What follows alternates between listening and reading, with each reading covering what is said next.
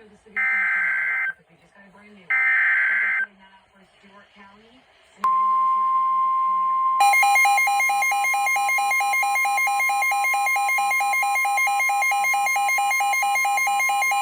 The National Weather Service in Nashville has issued a severe thunderstorm warning for Stewart County in Middle Tennessee until 1:30 p.m. Central Standard Time. At 12:37 p.m. Central Standard Time, a severe thunderstorm was located near Paris, moving northeast at 45 miles per hour. Hazard, 60 miles per hour wind gusts and penny-size hail.